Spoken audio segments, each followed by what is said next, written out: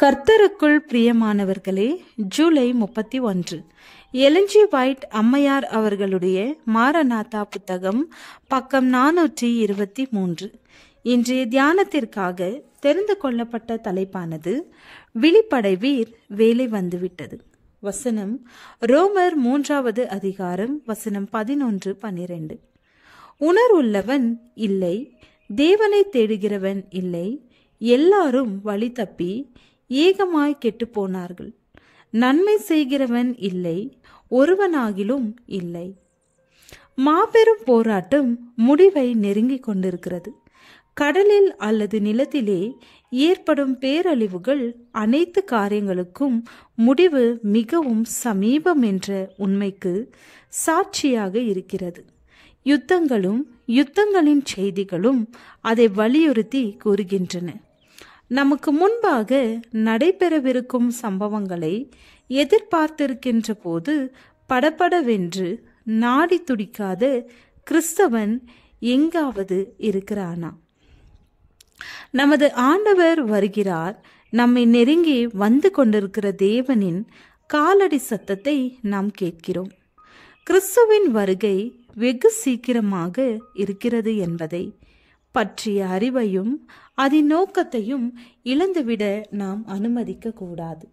அவ்வாறு செய்வோமானால் கவலையின்றி கவனமற்றவர்களாக அயர்ந்து நித்திரையில் ஆழ்ந்து விடுவோம். உள்ளார்ந்த காரியங்களுக்கு உணர்வற்றவர்களாகவும் அக்கறையற்றவர்களாகவும் மாறிவிடுவோம். நித்திரை மயக்கத்திலே நாம் பொய்யான உலகில் இருக்கும் பொழுது நம்மை சுற்றிலும் நடைபெறும் காரியங்களை குறித்து நமக்கு உணர்வு இருக்காது. தங்களை சுற்றிலும் கண்ணை கூசத்தக்கதான சத்திய ஒளியில் இருக்கும் நபர்களும் இருக்கிறார்கள்.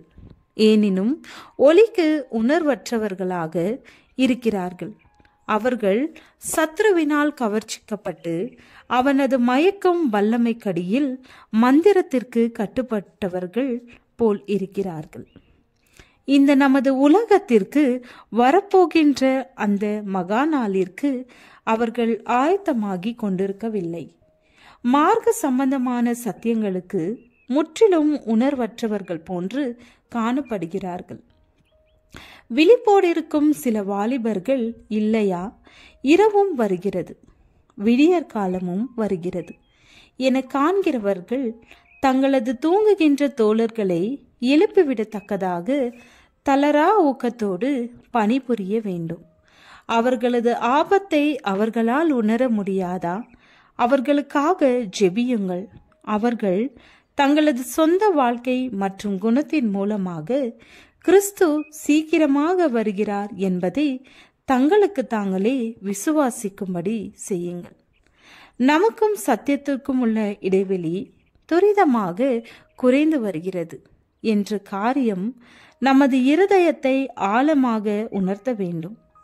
நமது குணத்தை பூரணப்படுத்துகிற நமது பணியிலே கடந்து செல்லும் ஒவ்வொரு நாளும் நமக்கு ஒரு நாளை குறைத்து கொண்டே வருகிறது.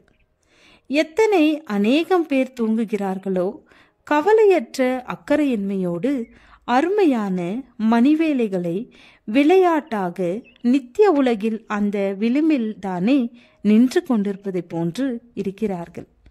விசுவாசிக்கிறவர்கள் தெளிவாகவும் விழிப்போடும் ஊக்கத்தோடும் இருந்து கடும் உழைப்பாளர்களாகவும் விழித்திருந்து ஜெபம் செய்கிறவர்களாகவும் இருக்க வேண்டும். அன்புள்ள வாலிபர்களே, உங்களது விளக்குகளின் திரிகள் வெட்டப்பட்டு சரியாக்கப்பட்டு எரிந்து கொண்டிருக்கின்றனவா? ஜெபம். அன்பின் தேவனே, உம்மை விசுவாசித்து உம்முடைய வழிகளில் நடக்க கிருபை அருளும். ஆமேன்.